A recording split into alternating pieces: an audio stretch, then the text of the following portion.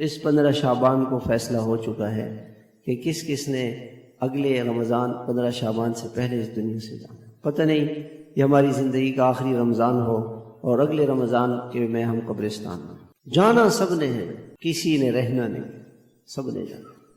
اس رمضان المبارک کو زندگی کا آخری رمضان سمجھ کے اور کسی ماحول میں اپنے وقت کو گزارے، لیکن گھروں بھی نہیں ہو سکتا۔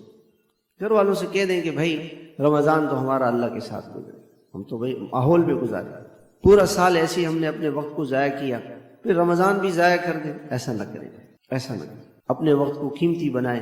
آپ علیہ السلام پورا مہینہ اعتکاف فرماتے، 20 دن اعتکاف فرماتے تھے، 10 دن اعتکاف فرماتے تھے، لیلۃ القدر کی تلاش میں آپ لگے رہتے تھے۔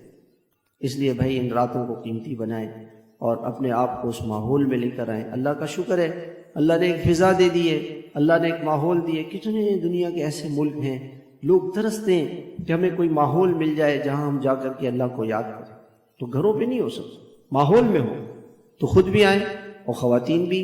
جیسے تراویح کے بعد درس ہوتا ہے، تقریباً 9:45 بجے تک ہماری تراویح ختم ہو جائے گی، تو 8:30 بجے سے 9:15 گھنٹے میں، اور 9:45 سے 10:15 10:30 بجے تک وہ بیان ہوگا اس میں، اور آخری عشرے میں یہ بیان بھی ہوگا 9:45 سے 10:30 بجے، اور پھر 12 بجے سے لے کے 2 بجے۔